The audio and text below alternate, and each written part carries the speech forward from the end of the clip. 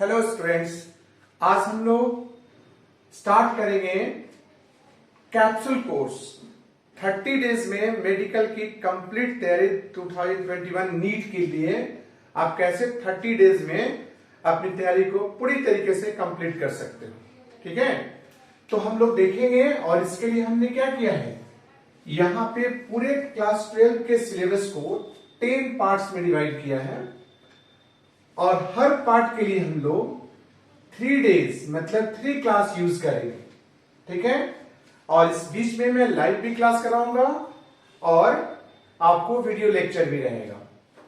तो पहला जो होगा 3 डेज में हम लोग एसएचएम एंड वेव कंप्लीट करेंगे। नेक्स्ट 3 डेज में हीट एंड थर्मोडायनेमिक्स कंप्लीट करेंगे। नेक्स्ट 3 डेज में रोटेशन एंड ग्रेविटेशन।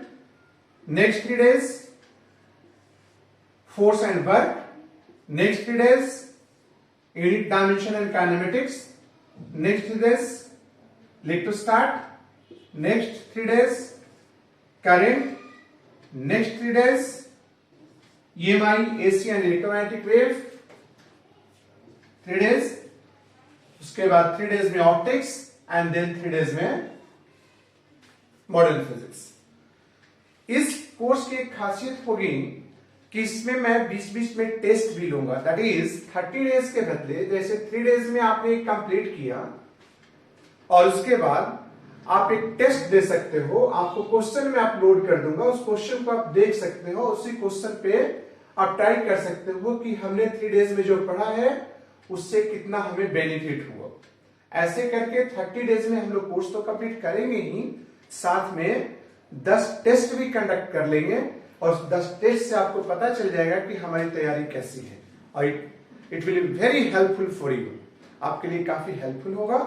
तो पहला टॉपिक जो होगा, पहला जो हम लोग स्टार्ट करेंगे वो एसएचएम एंड वेव से स्टार्ट करेंगे। बिकॉज अगर मैं यहां से स्टार्ट करूं हमेशा यूनिट एंड डायमेंशन से, तो हर केस में क्या होता है, आप वहीं से स्टार्ट करते हो। आपकी जो आपकी एनर्जी होती है, एनर्जी लेवल होती है, यहां तक तो ठीक रहती है, यूनिट एंड डायमेंशन है, बट इसके बाद कंटिन्यूअसली घटते जाती है। तो यहां पे मैंने क्या किया, क्लास 11 के सिलेबस को रैंडमाइज कर दिया है ताकि आप हमेशा जो हो एनर्जी लेवल में मेंटेन रखो, एनर्जी लेवल के अकॉर्डिंगली आप काम करो। तो चलिए हम देखते हैं 30 डेज में हम लोग कैसे कंप्लीट करते हैं मेडिकल की आपकी पूरी तैयारी। ठीक है, तो इसको देखिए।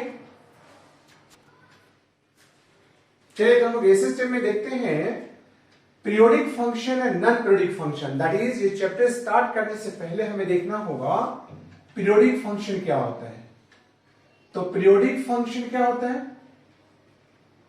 देखिए पीरियोडिक फंक्शन। तो अगर F X plus T is equal to F X हो, F X plus T is equal to कितना हो, एफ एक्स हो, and T is non zero, then fx is said to be periodic। इसको क्या कहते हैं, पीरियोडिक फंक्शन कहते हैं। एग्जाम्पल के लिए हम लोग देखते हैं fx is equal to sine x और fx is equal to cos x. चाहे जो जितने भी ट्रिग्नोमेट्रिक फंक्शन है, this all are periodic because f x plus 2 pi is equal to कितना हो जाएगा, sin x plus 2 pi, दोनों इक्वल हो जाएगा और ये पीरियोडिक हो गया। therefore period of sin x कितना हो जाएगा, 2 pi। मतलब fx is equal to sin x का पीरियड कितना हो जाएगा, 2 pi। ऐसे ही अगर fx is equal to fx plus 2 pi, fx is equal to यहाँ cos x लें तो fx plus 2 pi is equal to कितना हो जाएगा, cos x plus 2 pi, और इसका वैल्यू जाता है फिर से cos x, मतलब fx हो गया। एंड देयरफॉर इसका भी पीरियड कितना होगा, 2 pi। टाइम भी पीरियडिक होता है, कॉट भी पीरियडिक होता है, सेक भी पीरियडिक होता है, कॉसेक भी पीरियडिक होता है। लेकिन हम अपने स्टडी में इस कोर्सेज में केवल हम लोग साइन और कोसाइन फंक्शन को ही पीरियोडिक मान का पीरियोडिक हम लोग कंसीडर करेंगे। बिकॉज जो हमारा मोशन को रिप्रेजेंट करना है simple harmonic motion, that is a continuous motion. तो साइन और कॉस का जो ग्राफ होता है वो क्या होता है, कंटिन्यूअस होता है। दैट इज अगर ये f x is equal to sine x है और ये x है, तो ये ग्राफ कैसे चलेगा, ऐसे चलेगा, दैट इज कंटिन्यूअस ग्राफ चलेगा। अगर cos x होगा तो उसका भी ग्राफ क्या होगा, कंटिन्यूअस चलेगा। F x is equal to अगर ये cos x है तो x के वर्सेस से ग्राफ क्या होगा, कंटिन्यूअस चलेगा। लेकिन टाइम कॉट सेक कॉसेक इन सभी का ग्राफ कंटिन्यूअस नहीं होता है, एंड दैट्स व्हाई उनसे हम लोग मोशन को रिप्रेजेंट नहीं कर सकते, because motion is continuous. Motion discrete नहीं होता है, टूटता नहीं है, और इसीलिए हम लोग अपने स्टडी में sine function and cosine function इसी को कंटिन्यू रखेंगे। अब आइए चलिए सीखते हैं कि दो साइन फंक्शन को या कोसाइन फंक्शन को हम लोग कैसे ऐड कर सकते हैं, सिंगल फंक्शन कैसे बनाएंगे। तो देखिए, अगर एक function of f x is equal to a sine x plus b cos x, a sine x plus b cos x, तो यहां पे हम लोग क्या कर लेते हैं, ये एक राइट एंगल ट्रायंगल बनाते हैं, यहां पे एंगल फाई दे देते हैं, इसको ए दे देंगे, इसको बी दे देंगे, तो ये कितना हो जाएगा, रूट अंडर ए स्क्वायर प्लस बी स्क्वायर, है ना। तब यहां से देखिए तो sine phi is equal to कितना हो जाएगा, A by root under A square plus B square, and cos phi is equal to कितना हो जाएगा, B by root under A square plus B square. इससे ए का वैल्यू हम लोग कितना रख दें, root under A square plus B square sign five, and b का वैल्यू कितना रख दें, रूट अंडर ए square plus B square cos five, और ये वैल्यू यहां रख देते हैं। Therefore f x is equal to कितना हो जाएगा, रूट अंडर ए square plus B square common हो जाएगा, यहां और यहां दोनों है, और तब क्या बच जाएगा, साइन फाइव ए का वैल्यू रखें into sine x plus cos five into cos x, that is इसको ए कर देता हूं अगर, तो ए इंटू कितना हो जाएगा, कॉस एक्स माइनस फाइव। ये हुआ हमारा एफ एक्स, सिंगल फंक्शन में कन्वर्जन हो गया। इसको हमने क्या किया, सिंगल फंक्शन में कन्वर्ट कर लिया।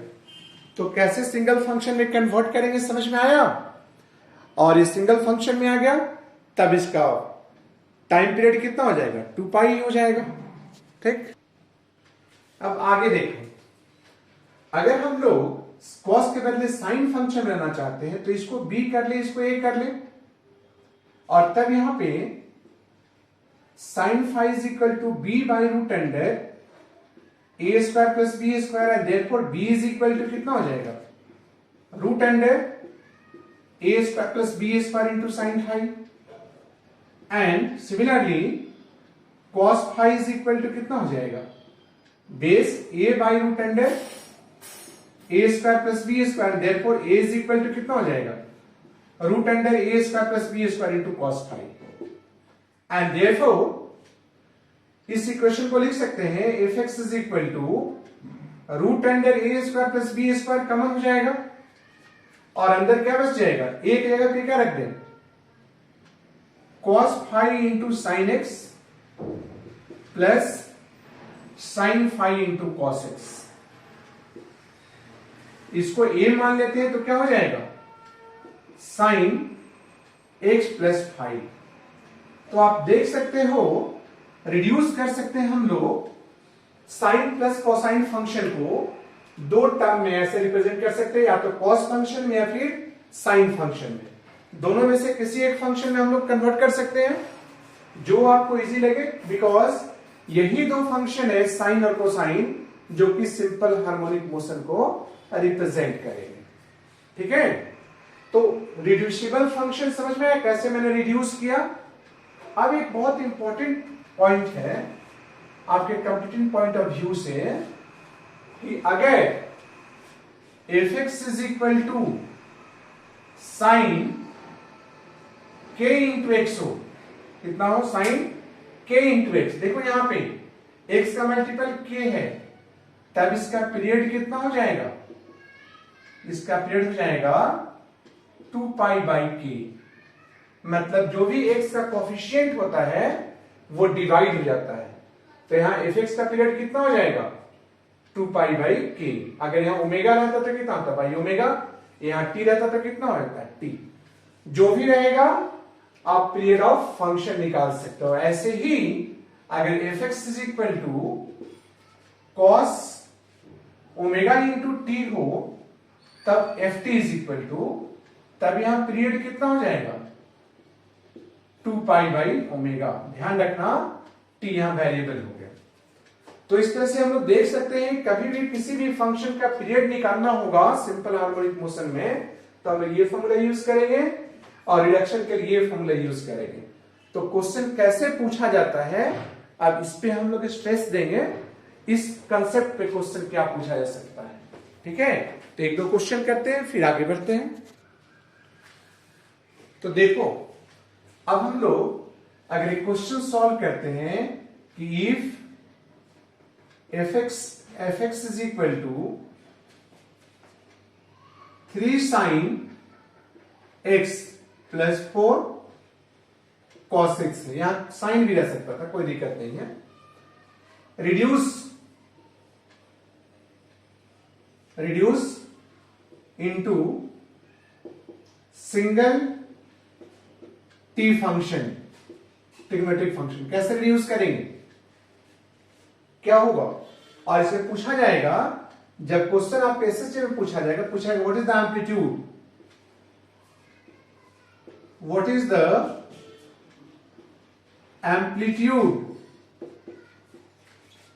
Amplitude and phase of the function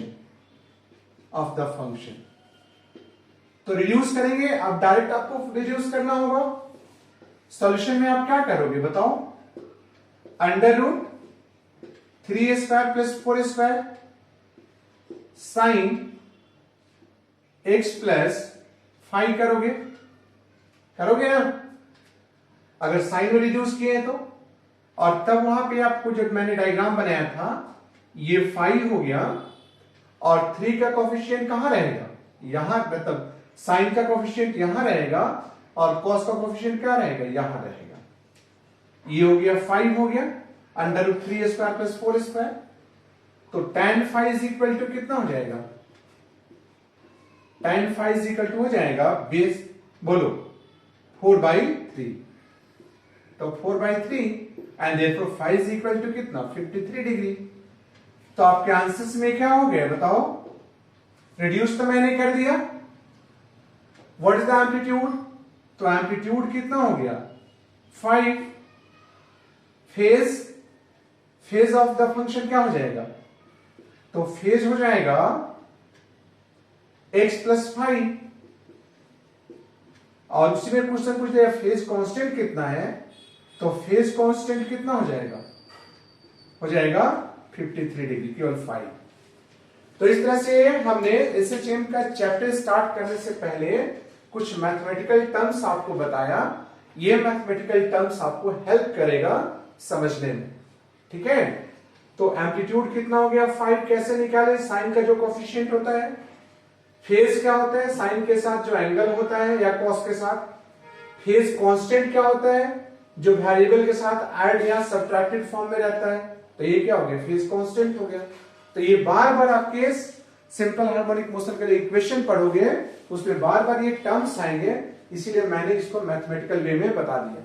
तो एक तरह से आप कह सकते हो कि simple harmonic motion that is oscillation and wave start करने से पहले हमने ये चीज इंट्रोडक्शन जाना, इसी के बेसिस पे हम लोग आगे जो होगा ये देखेंगे, टॉपिक को आगे बढ़ाएंगे। ठीक है, अब देखो हम लोग देखेंगे एसएचएम। एसएचएम क्या होता है, to and fro motion. To and fro motion को क्या कहते हैं, सिंपल हार्मोनिक मोशन कहते हैं।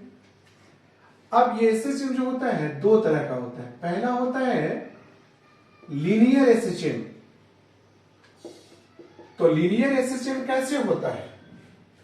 लीनियर एसएचएम के लिए रिस्पॉन्सिबल होता है रिस्टोरिंग फोर्स, मतलब किसी सिस्टम पे ऐसे फोर्स लगे जिसका डायरेक्शन हमेशा एक फिक्स्ड पॉइंट की तरफ हो, that is called restoring force and that fixed point is called mean position. उसको क्या कहते हैं हम लोग?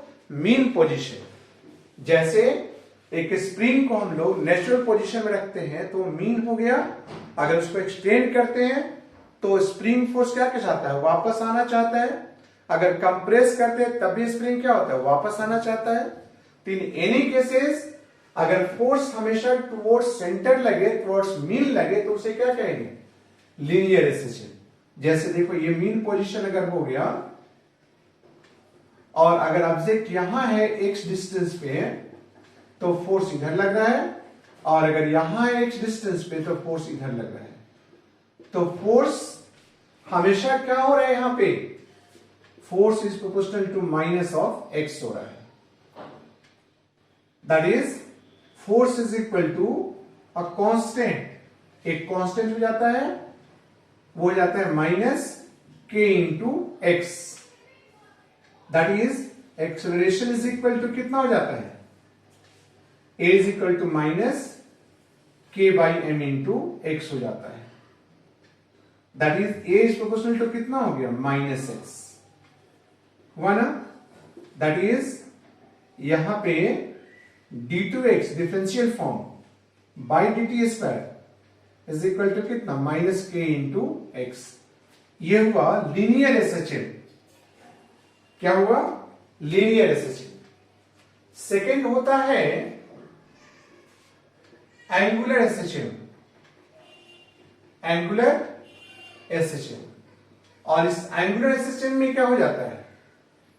इसमें होता है कि कोई चीज ट्विस्ट होता है।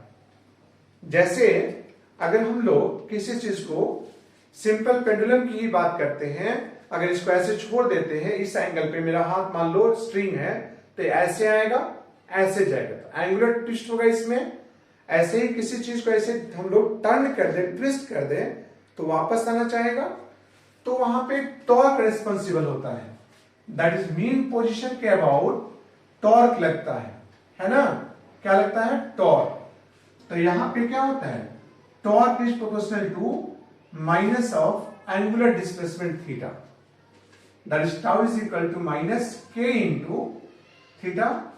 k is called restoring constant. Torque is equal to कितना होता है? I alpha minus k into theta, and therefore alpha is equal to कितना हो जाएगा? Minus k by I into theta.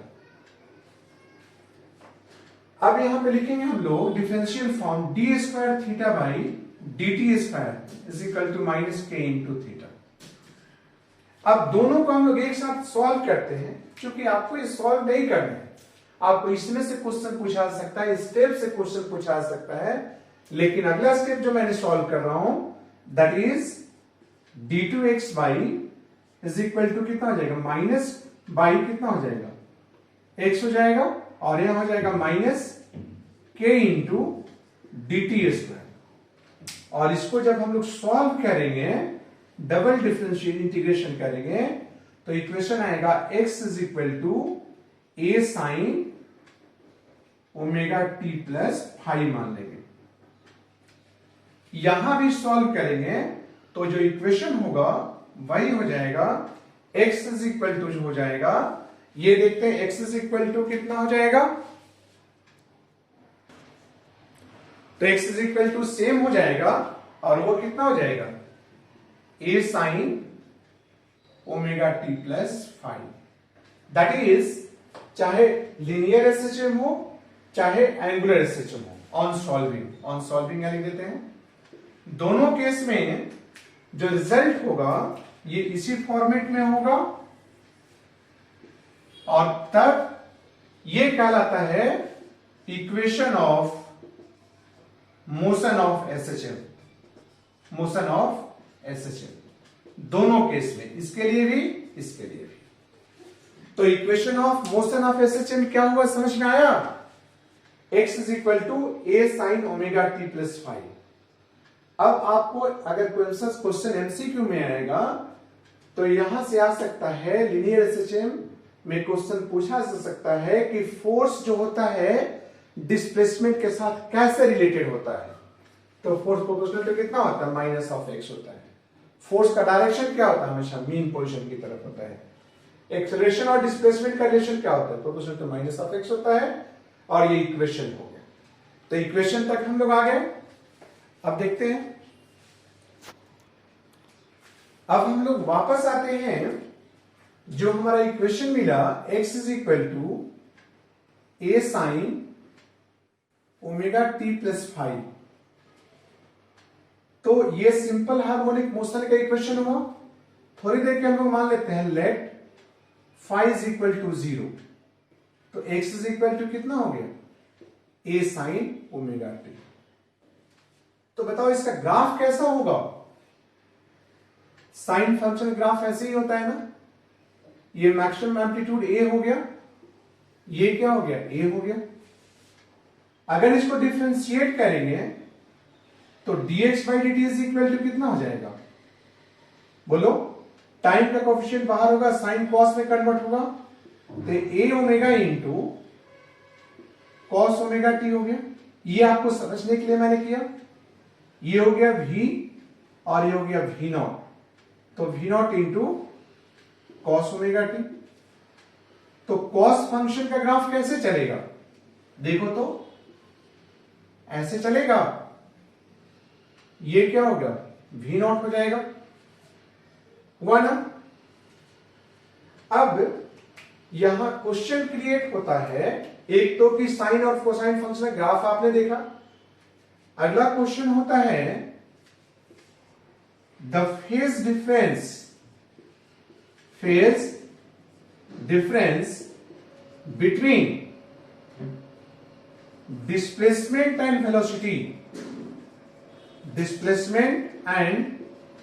Velocity of SHM क्या हो जाएगा? बोलो तो। ऑप्शन ए है पाई, ऑप्शन बी है pi by two, option c है माइनस पाई बाई टू और पाई बाई फोर, और ऑप्शन डी है नन।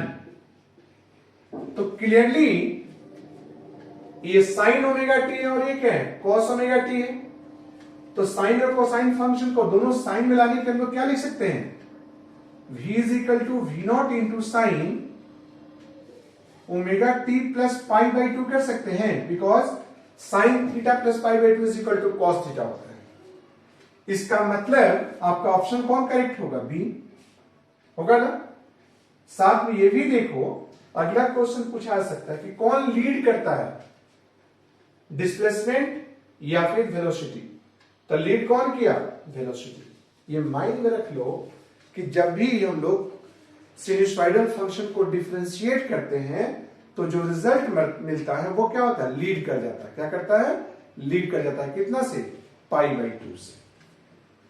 अब हमने भी निकाल लिया, तो देयरफॉर dv बाई dt कितना हो जाएगा? देखो तो इसको डिफरेंशिएट करना है, फिर से ओमेगा बाहर आएगा, तो ये कितना हो जाएगा? v नॉट इंटू ओमेगा और इंटू कितना? माइनस साइन ओमेगा टी हो जाएगा ना। Minus sine omega t that is वीवी को हमने क्या लिखा है? A omega into omega, a omega square हो जाएगा, माइनस साइन पहले हो जाएगा, साइन ओमेगा टी हो जाएगा, डीवी बाई डी हो गया, हुआ ना। डी बाई डी हो गया। डी बाई डी क्या होता है? एक्सेलरेशन होता है, minus omega square a into sine omega t. Obviously इसका ग्राफ क्या होगा? नेचर ऐसे ही होगा, लेकिन माइनस साइन है, तो ग्राफ कैसे हो जाएगा इसका? ए का ऐसे होगा और ये कितना हो जाएगा? माइनस ओमेगा स्क्वायर इंटू ए हो जाएगा, होगा ना। तो ये भी ऐसे सेम होगा। बट इसमें हम लोग आगे बढ़ सकते हैं इसको क्या मान लिए, a sin ओमेगा टी क्या मान सकते हैं, x, and therefore a is equal to कितना हो गया, minus omega square into x। तो a इज इक्वल टू कितना हो गया, minus omega square into x। तो इस तरह से हमारा क्या हो गया, देखो तो a इज इक्वल टू हो गया minus omega square into x, but आपने मैंने डिराइव कराया था a इज इक्वल टू कितना, minus k by m into x. दोनों को कंपेयर करेंगे तो क्या आ जाएगा, omega square is equal to k by m, and therefore omega is equal to कितना हो जाएगा, root under k by m. Omega is equal to कितना होगा, root under k by m. तो एंगुलर फ्रीक्वेंसी ऑफ एसएचएम कितना हो गया, under root k by M. अगर इसी चीज को एंगुलर से चलेंगे तो अल्फा इज इक्वल टू कितना हो जाएगा, minus omega square into theta for angular SHM.